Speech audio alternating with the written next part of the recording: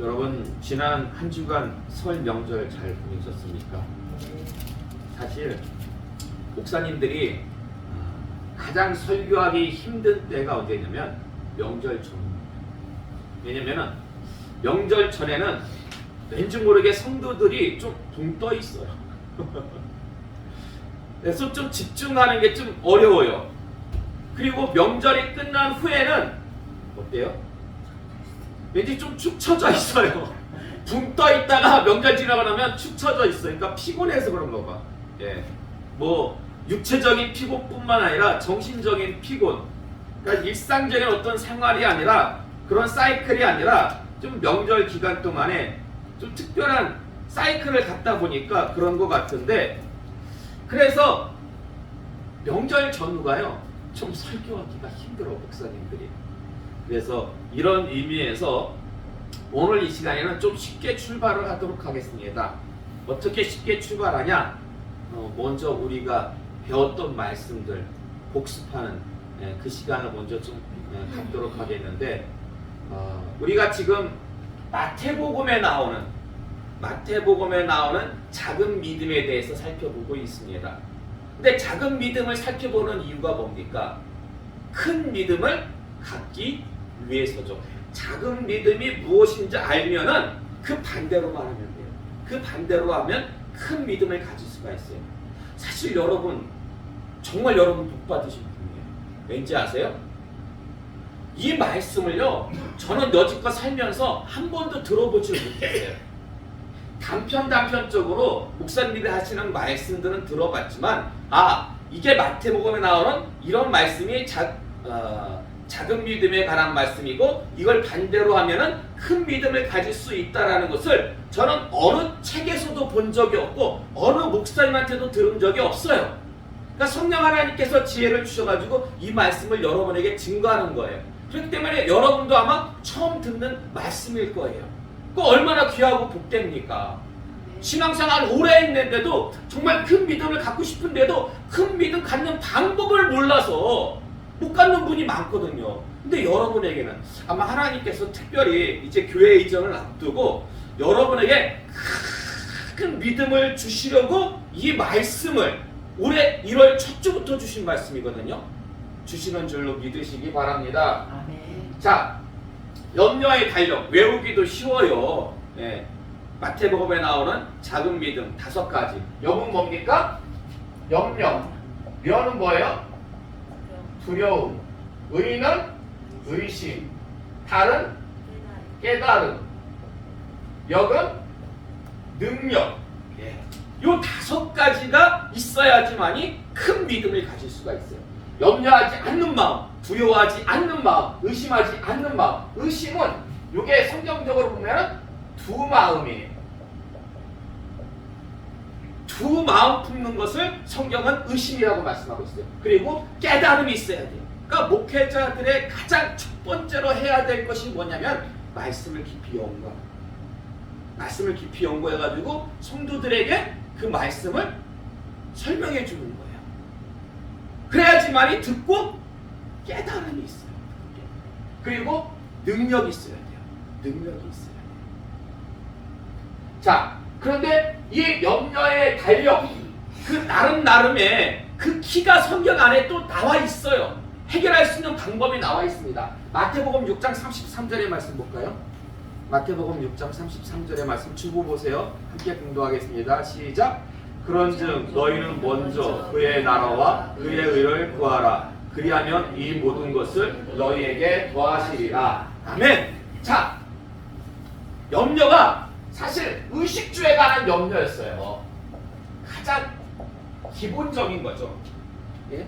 사람으로서 살아가는 데 있어가지고. 근데 주님께서 말씀하시기를 이 모든 의식주의 문제가 해결되는 방법이 뭐예요? 키가 뭐예요? 먼저 하나님 나라와 의를 구하면 됩니다. 먼저 하나님의 나라와 의를 구하면은 이 모든 것들이 다 해결해 주신대요. 자, 그리고 두 번째로 요한일서 4장 18절의 말씀 볼까요?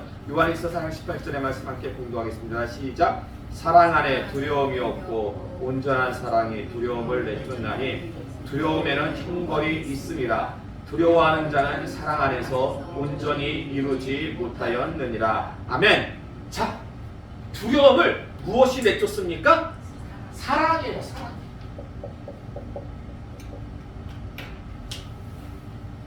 하나님에 대한 그 사랑이 충만하면 여러분 마음 가운데 두려움이 물러나게 되어 있다는 것입니다. 자, 그리고 의심, 두 마음을 해결하는 방법은 무엇인가? 야고보서 4장 8절의 말씀 볼까요? 야고보서 4장 8절의 말씀 함께 공독하겠습니다. 시작. 하나님을 가까이 하라. 그리하면 너희를 가까이 하시리라. 죄인들아 손을 깨끗이 하라. 두 마음을 품은 자들아 마음을 성결하게 하라. 어찌하라고요? 성결. 마음을 깨끗하게, 네? 성결하게 하면은요 의심이 사라집니다. 자, 그리고 마태복음 15장 10절의 말씀 볼까요? 마태복음 15장 10절의 말씀 함께 공부하겠습니다. 시작. 무리를 불러 이르시되 듣고 깨달으라. 듣고 깨달으라. 자, 깨달음의 키는 뭡니까? 깨달음의 키는 듣고 깨달으라. 말씀을 들어야 돼요. 네. 그래가지고 하나님께서 주의 종들을 세우신 거예요. 주의 종들을 세우신 이유가 뭐냐면 주의 종들이 말씀을 연구해가지고 그거를 여러분들에게 들려주는 거예요. 그럼 여러분들은 그 말씀을 듣고 말씀이 이렇구나 라고 깨달음을 가질 수 있게 된다라는 것입니다. 자, 그리고 이제 마지막으로 능력에 대해서 이제 우리가 살펴보게 되면은 작은 믿음이 이거구나 라고 전부 다 알게 됩니다. 근데 그에 앞서 가지고 먼저 지도를 잠깐 보실까요? 지도. 이거 벌써 우리가 한 3번, 4번 본 거예요. 그래가지고 여러분이 낯설지가 않아요. 처음 봤다면은 굉장히 당황했을 텐데 낯설지가 않고 이제는 좀 친숙해요. 여기 지도에 있는 여러 가지 지금 기사들을 제가 적어놨는데 이 기사들은 마태복음 14장부터 마태복음 16장까지 그 부분을 갖다가 집중해가지고 제가 기록해 놓은 겁니다. 첫 번째로 마태복음 14장에 보면은 벳세다에서 오병이어의 기적이 일어납니다. 이때 모인 청중이 몇 명이에요? 약 2만 명. 그 사람들이 오병이어를 맛보고서 예수님을 무엇 삼으려고 합니까? 임금 삼으려 하죠. 그래가지고 예수님께서 제자들이 동요될까봐 서둘러 배 태워 보냅니다. 근데 제자들이 풍랑을 만나가지고 갈릴리 바다에서 힘들어해요. 그때 예수님께서 어찌하십니까? 제자들을 도우시려고 물 위를 걸어오셔요. 이 요한복음에 보면은 예수님이 메시아 하나님의 아들이심을 갖다가 증거하는 7대 표적이 나와요. 간신배역, 물소살림. 그 5번째 표적이 마태복음에도 나와요. 예수님께서 물 위를 걸어 오십니다. 자, 그리고 이제 도착한 곳이 게네사렛이에요. 게네사렛인데 이곳에 도착했을 때에 논쟁을 합니다. 바리새인과 서기관들이 찾아와가지고 왜 예수님 당신의 제자들은 떡 먹을 때 무엇을 안 씻어? 왜 손을 안 씻습니까? 장로들의 전통에 의하면 꼭 손 씻으라고 했는데 그러니까 예수님께서 뭐라고 말씀하십니까? 먹는 게 악한 게 아니고 더러운 게 아니고 속에서 나오는 거. 그 속에서 나오는 게 뭘까요? 여러 가지 악함이죠. 속에서 다른 사람을 시기하는 마음, 질투하는 거, 다른 사람을 해오자 하는 이 여러 가지들. 자, 그래서 예수님께서 그렇게 전통을 말씀하신 다음에 저기 두로와 시돈 이방 지역을 가시는데 그때 요 두로와 시돈을 거치실 때에 수르묵의 여인이 와가지고 자기 딸을 고쳐달라고 말씀하십니다. 그러니까 예수님이 뭐라고 말씀하세요? 야, 자녀의 떡을 취해가지고 누구에게 주는 게 옳지 않다? 개에게 주는 게 옳지 않다. 이게요 좀 쉽게 이거는 제가 이렇게 보니까 거기 개가 나오고 그 딸이 나와요. 합치면 뭐가 돼요? 개딸. 이게 진짜 개딸이에요. 세상에서 어느 개딸이라고 막 그러잖아요. 원조는 이거예요. 보면은 개딸은 그냥 여러분이 외우기 쉬우라고 그냥 말씀드린 거고. 자, 거기서 그 여인의 믿음을 보시고 예수님께서 그 귀신 들린 그 여인의 딸을 갖다가 고쳐주십니다. 그리고 뺑 돌아가지고 대가볼리라는 여기도 이방 지역이에요. 이방 지역. 요 대가볼리에 가가지고 예수님께서 이제 많은 병자를 갖다가 고치시는데, 이때 예수님께서 많은 병자 중에서 마가복음 7장의 말씀을 보면은 그 에바다 하시면서 그 이렇게 귀 먹고 혀가 어눌한 사람을 갖다가 고쳐주십니다. 그래서 그 맺힌 것들이 열립니다. 귀가 열리고 혀에 맺혔던 것이 열리고, 에바다라는 뜻이 열린다라는 뜻이에요. 그리고 예수님께서 그런 이적을 베푸시니까 사람들이 며칠간 집에 안 가요? 3일간 집에를 안 가. 그러니까 뭐 조금 처음에는 싸운 게 있었겠죠. 근데 다 떨어졌잖아. 돌아가려면 또 한참 걸려. 예수님께서 불쌍히여가지고 그들을 갖다가 배부르게 먹이십니다. 7병 이하의 표적. 이때 먹인 장정만 4,000명. 도합 여자 어린아이 합치면 한 15,000명 정도 되죠. 그래서 예수님께서 7병 이하의 이적을 베푸신 후에 이제 막달라 지역으로 가십니다. 바로 막달라 마리아의 고향인 막달라 지역으로 가셔요. 거기서 표적 논쟁을 갖다가 벌이십니다. 바리새인과 이제는 사두개인들이 찾아와가지고 하늘에서 오는 그 표적을 갖다가 보여달라고 해요. 예수님이 시험하려고 그런 거예요. 예수님이 보여줬어도 예수가 공중문세 잡은 자 그 마귀 사탄하고 협력해가지고 이거 보여주는 거다. 그러니까 예수님께서 그들에게 말씀하시기를, 내가 너희들에게 보여줄 것은 요나의 표적밖에 없다. 요나의 표적이 뭡니까? 결국 예수님께서 장차 십자가에 달려 돌아가시고 3일 만에 부활하실 것을 말씀하셨잖아요. 그러니까 너희가 그 나를 믿지 않으면은 그 표적이 결국 너희들을 갖다가 심판할 것이고 너희가 너희를 책망할 것이다. 라는 그런 말씀으로 갖다가 예수님께서 주셨습니다. 그러면서 막달라 지역에서 다시 벳세다로 배 타고 가시면서 예수님께서 말씀하시죠. 바리새인과 사두개인들의 뭐를 조심해라? 누룩을 조심해라. 그 누룩이라는 게 뭐예요? 바리새인과 사두개인의 누룩. 그들의 교훈과 그들의 가르침. 저 사람들은 말만 번지르르 합니다. 위선적인 사람들이야. 형식적인 사람, 말만 경건의 모양은 있어. 근데 능력이 없는 거야. 실제 안을 들여다보면은 완전 수박이야. 겉은 파랗고 안에는 빨갛고. 그래서 예수님께서 그들을 조심하라고 말씀하시고, 이제 벳세다에 도착해가지고 예수님께서 맹인을 치유하시는데 유일하게 예수님의 공생의 가운데서 유일하게 이때만 2번 치유하세요.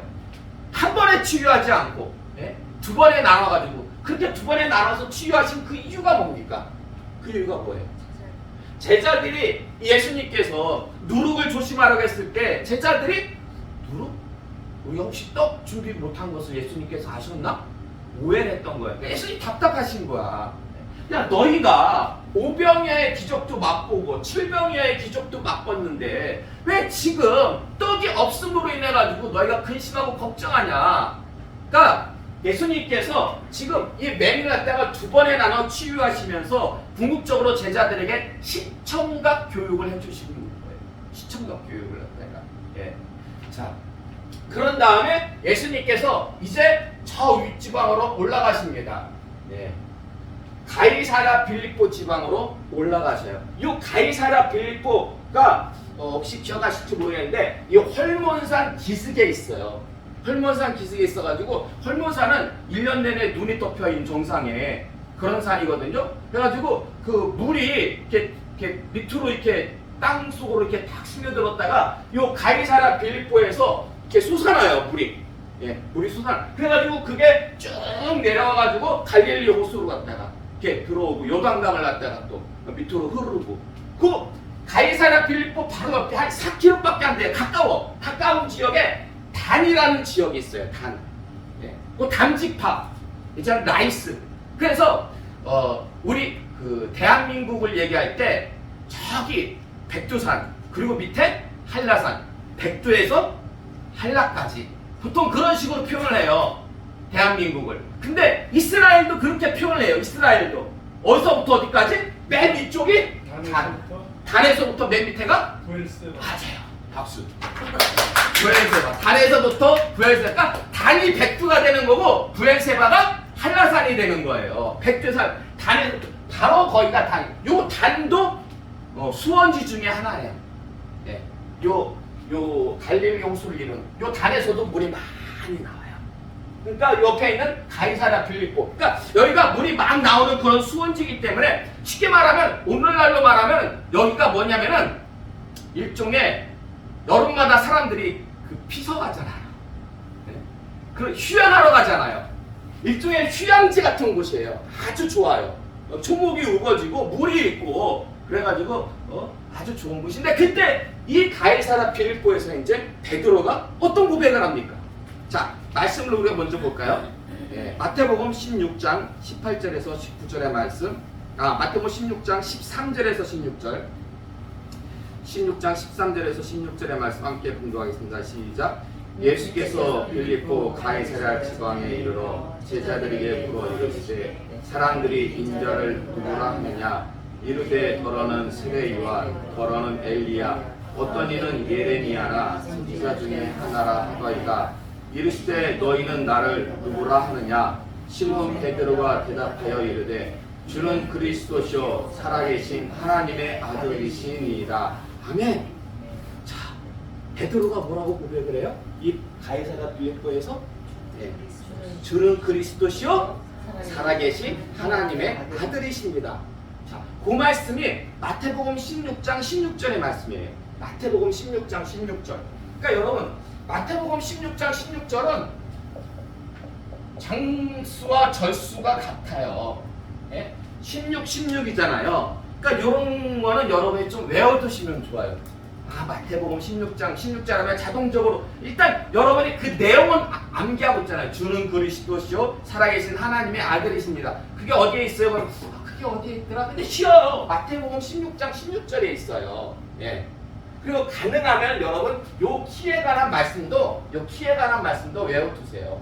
이 키에 관한 말씀도 굉장히 중요한 말씀이고 여러분이 주변에 있는 분들에게 나중에 큰 믿음에게 해서 말씀을 목사만 말씀을 증거하라는 법 있습니까? 아니에요. 예. 여기서 제가 설교하는 이유는 그리고 모든 교회가 그렇지만은 여러분들을 제자 삼는 거예요. 누구의 제자? 예수님의 제자, 예수님의 제자. 예? 말씀을 여러분이 배워가지고 여러분 주변에 있는 분들에게 그 말씀을 갖다가 전하라고, 증거하라고. 그러니까 여러분 요 말씀들만 이렇게 해가지고 염려에 달려. 이것만 해도요 1시간을 여러분이 말씀을 증거할 수가 있어요. 1시간을 갖다가. 근데 여러분 1시간 동안 말씀 여지껏 증거해 봤습니까? 못했잖아요. 근데 염려에 달려 하나만 알아도 큰 믿음에 대해서 이거는 믿지 않는 사람뿐만 아니라 믿는 사람에게도 너 큰 믿음이 있어 없어 해가지고 말씀을 교육시킬 수가 있다니까요. 그러니까 가급적이면은 키에 관한 말씀과 마태복음 16장 16절의 말씀은 여러분이 꼭 좀 알고 계시기 바랍니다. 자, 이제 요 가이사랴 빌립보에서 있었던 이 베드로의 고백을 좀만 더 우리가 살펴보고 오늘 말씀을 맺도록 하겠습니다. 마태복음 16장 18절에서 19절의 말씀 볼까요? 마태복음 16장 18절에서 19절의 말씀 함께 공독하겠습니다. 시작.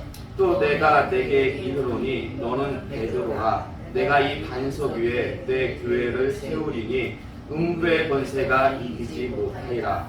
내가 천국 열쇠를 내게 주리니 내가 땅에서 무엇이든지 매면 하늘에서도 매일 것이요 내가 땅에서 무엇이든지 풀면 하늘에서도 풀리리라 하시고 아멘.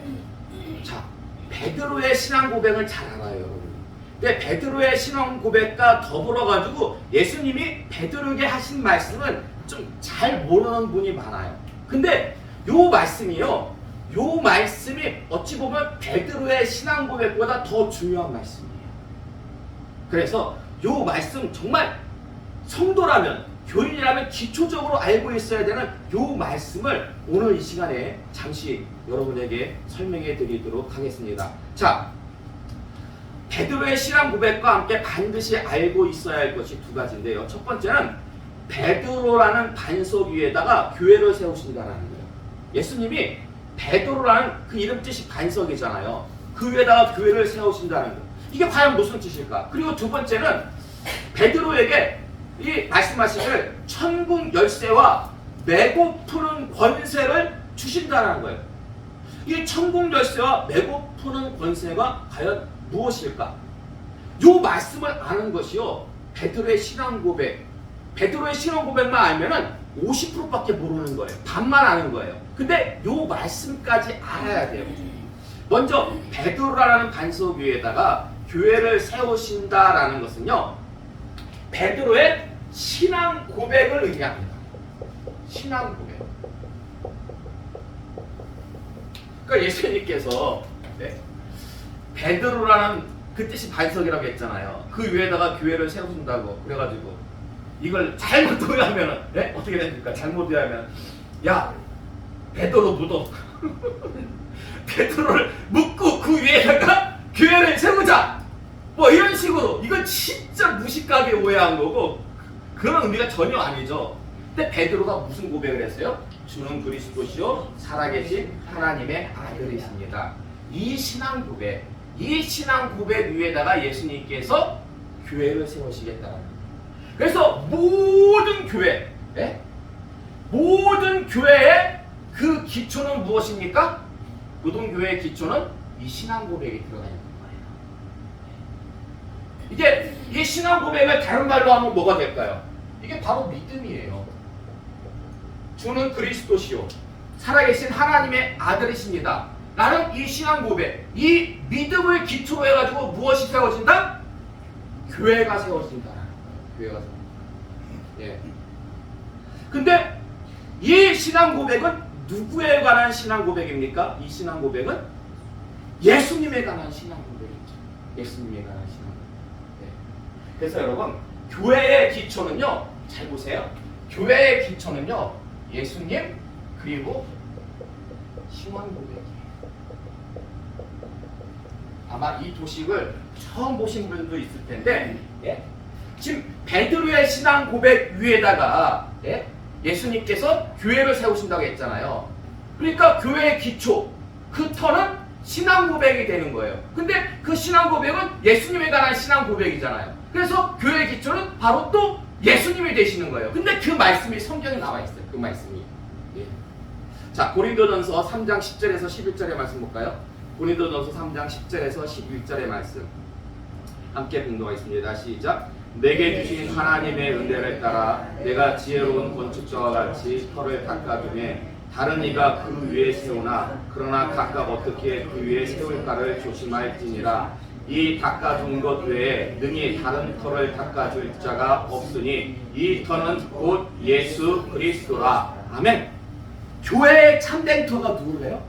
교회의 참된 터가 바로 예수님. 성경이 증거하고 있잖아요. 교회의 터가, 교회의 기초가. 자, 그리고 에베소서 2장 20절의 말씀 볼까요? 에베소서 2장 20절의 말씀 함께 공독하겠습니다. 시작. 너희는 사도들과 선지자들의 터 위에 세우심을 입은 자라. 그리스도 예수께서 친히 모퉁이 돌이 되셨느니라. 아멘. 그러니까 교회의 터가 또 하나 더 있는데요. 그게 뭐예요?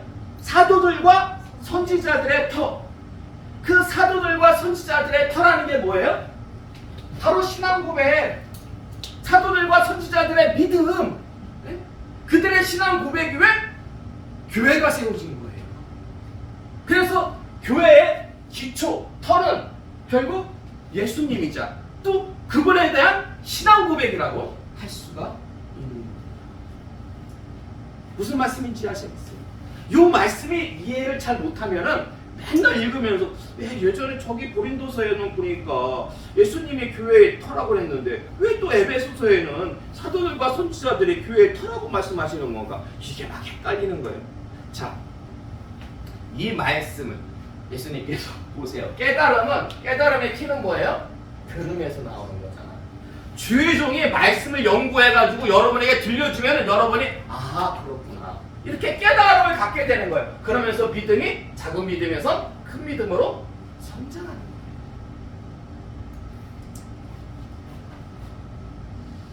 거예요. 자, 그래서 여기까지만 해도 정말 귀한 말씀인데, 자, 한 걸음 더 나아가지고 예수 그리스도와 그분에 대한 신앙 고백 위에 세워진 교회 안에만 여러분 무엇이 있습니까? 세상에는 없고 교회 안에만 있는 게 뭘까요? 교회 안에만 있는 거. 세상에 없고 구원. 세상에는 구원이 없어요. 교회 안에만 구원이 있습니다. 그래서 천국에 가려면은요, 교인이 돼야 돼요. 천국에 가려면은 교인이 되어야 됩니다. 그러면 여러분 보세요. 믿지 않는 사람이, 불신자가 교인이 되기까지 교회가 해야 될 일이 뭡니까? 여러분이 해야 될 일이 뭐예요? 믿지 않는 사람들이 있어요. 근데 그 사람들이 구원받으려면 여러분이 무엇을 해야 됩니까? 전도해야죠. 전도. 네? 전도. 그 사람이 전도 받아가지고 교회의 일원이 되면은, 예수님은 교회의 몸이고 교회의 머리예요. 그래서 모든 교인은 교회의 구성원이에요. 교회의 구성원은 다 예수님의 지체예요. 예수님의 지체가 돼야지만이 어디 갈 수 있어요? 천국에 갈 수 있다니까요. 그래서 전도를 해가지고 그 사람이 예수님의 지체가 돼야지만이, 교인이 돼야지만이 천국에 들어갈 수가 있다라는 거예요. 근데 지금 예수님께서 뭐라고 말씀하시냐면, 그 베드로라는 반석, 그 신앙 고백 위에 교회를 세우시겠대요. 그래서 그 교회에 주신 것이 있어요. 교회에 주신 것이 뭐냐면, 천국 열쇠와 매고 푸는 권세를 갖다가 예수님께서 주셨어요. 교회에다 주신 거. 교회에다가 베드로에게 주신 게 아니에요. 천주교는 이걸 베드로에게 주었다는데 아니에요. 지금 예수님께서는 베드로라는 신앙 고백 위에 교회를 세우시겠다고 했거든요. 그 믿음 위에. 그래서 성경에도 보면, 에베소 보면은 베드로의 터 위에 교회 세워진 게 아니라 사도들과 선지자들의 터 위에, 믿음 위에, 예? 믿음 위에. 근데 그 교회에 주신 것이 천국 열쇠예요. 이 천국 열쇠가 뭐겠습니까? 바로 예수님께서 교회에 주신 전도의 사명이에요. 전도의 사명. 천국 열쇠. 그러니까 여러분은요, 무엇을 가지고 있다? 여러분이 천국 열쇠 가지고 있는 거예요. 천국 열쇠. 그래가지고 믿지 않는 사람 있잖아요. 믿지 않는 사람에게 이거예요. 열쇠 가지고 있는 사람이 문을 열 수 있잖아요. 마찬가지로 믿지 않는 사람을 데리고 가가지고 교회라는 문을 갖다가 이렇게 열고 들어오시는 거는 여러분에게 가진 권세예요. 여러분이 가진 권세. 예. 전도할 수 있는 그 사명과 권세를 갖다가 예수님께서 여러분에게 주셨다라는 것입니다. 예. 그럼 이 매고 푸는 권세는 뭐냐? 매고 푸는 권세. 이거는 당시에 관용적인 표현이에요. 유대인들의 관용적인 표현. 이게 법정에서 쓰는 그런 관용적인 법과 관련해가지고, 이거는요 쉽게 말하면 권징이에요. 권징을 의미해요. 매고 푸는 거. 그러니까 교회 안에서 이 사람이 잘못을 했어. 이 사람이 잘못을 했으면은 교회 안에서 회의를 하잖아요. 당회에서 회의를 한다든지, 노회에서 회의를 한다든지. 그래서 이 사람에게 이제 당신은 몇 개월간 성찬에 참여할 수가 없습니다. 아주 심할 경우에는 이 사람을 교회에서 내보내요. 출교를 시켜요. 이게 바로 권징이에요. 근데 이 사람이 그 기간 동안에 자숙하고 정말 잘못했습니다. 그러면은 어떻게 해요? 그 권징을 이제 풀어주죠. 그래서 매고 푸는 권세는 바로 권징을 갖다가 의미한다는 것입니다. 근데 여러분 보세요. 지금 예수님께서 베드로라는 반석 위에다가, 그 신앙 고백 위에다가 교회를 세우시면서 천국 열쇠와 매고 푸는 권세, 즉 전도와 권징을 예수님께서 말씀하신 이유는 뭘까요? 교회를 세우실 것을 예수님께서 말씀하시면서 특별히 전도와 권징을 말씀하신 이유가 뭘까요? 전도와 권징. 여러분, 전도는 불신자를 주님 앞으로 인도하는 거잖아요. 그래서 그 사람 그대로 놔두면 어디 가요? 지옥 가죠. 근데 인도하면은 천국 가죠. 완전 극과 극이에요. 그래서 지옥 갈 사람이 천국 가게 된 것은요, 그 사람에 대한 가장 큰 무엇이다? 사랑이에요. 사랑. 그 사람에 대한 가장 큰 전도는요, 지옥 갈 사람을 천국으로 인도하는 가장 큰 사랑입니다. 가장 큰 사랑. 그러면 권징은 뭘까요? 권징. 네? 권징은 바로 공이에요. 여러분, 교회 안에서 권징하는데 이 사람 나랑 되게 친해. 예? 그래가지고 그냥 없었던 길로 해. 그냥 넘어가. 장로님 아들이야? 근데 서리집사 아들이야. 그럼 권징해야지. 이러면 공의가 살아납니까? 세상에서는 그런 경우가 있어요. 10있고 빽 있으면은요, 다 어떻게 해서든 풀려나. 심신미약이래. 심신미약. 근데 돈 없고 빽 없으면은 땅땅땅 징역 10년. 똑같은 죄인데 누구는 심신미약, 누구는 풀려나고. 세상에는요, 공의가 없어요. 그러나 교회 안에는 있어야 돼요. 교회 안에는 사랑과 공의가 반드시 있어야 돼요. 사랑과 공의가 반드시 있어야 돼요. 교회 안에 사랑과 공의가 없잖아요. 그러면은 그건 교회라고 말할 수가 없어요. 왜 예수님께서 교회를 베드로의 신앙 고백 위에 교회를 세우시겠다고 말씀하시면서 왜 궁극적으로 사랑과 공의를 말씀하신지 아십니까? 사랑과 공의는 하나님의 대표적인 속성이에요. 하나님 대표적인 속성. 근데 교회 안에 사랑과 공의가 없으면요, 하나님이 임재하지 않으셔요. 그래? 니들 그렇게 차별하고 불의를 행하고 교회 안에서 공의가 없고, 그래? 그럼 니들끼리 잘해 먹어라. 하나님이 역사하시지 않고 하나님이 임재하시지 않는다니까요. 이스라엘 때도요, 에스겔의 환상을 보니까 하나님의 영광이 예루살렘 성전에서 떠나버려요. 그들의 불의 때문에, 그들의 사랑 없음으로 인해가지고. 그런 생각이 들더라고요. 제가 설교하면서. 만약에 제가 하나님의 사랑과 이 하나님의 공의를 외면했다면 지금 이 자리에 없었을 수도 있겠다라는 생각이 들어요. 제가 전에 했던 교회 어디예요? 독립교회잖아요. 모든 사람을 동등하게 대하지 않고 차별하고, 불의를 제가 눈 감았다면은 아마 지금쯤 거기서 편하게 사역하고 있었을 수도 있습니다. 근데요, 제가 그렇게 억울한 사람, 불의를 제가 외면했다면 아마 하나님도 저를 외면했을 거예요. 하나님도 저를 외면하고 교회를 외면했을 것 같아요.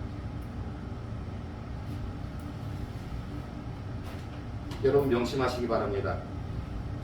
교회는요, 하나님의 사랑과 공의를 지켜내는 이 세상 최후의 보루예요. 세상에서 억울한 사람들이, 세상에서 차별받는 사람들이 그래도 교회 안에 들어와서는 차별받지 않고, 억울하다고 호소하지 않고, 하나님의 사랑을 누구나 똑같이 느끼면서 누구나 평등하게 대함을 받는 그 모습이 이 교회 안에 있어야 된다는 것입니다. 그리고 그럴 때 하나님이 임재하실 줄로 믿습니다. 부디 은혜 위에 은혜 교회는요, 차별과 불의를 멀리하시기 바랍니다. 오직 하나님의 사랑과 공의에 힘쓰시기 바랍니다. 그래서 주님 오시는 그날까지 하나님의 임재하심이, 역사하심이 강하게 임재하시고 역사하시는 복된 교회 되시기를 주님의 이름으로 축원합니다.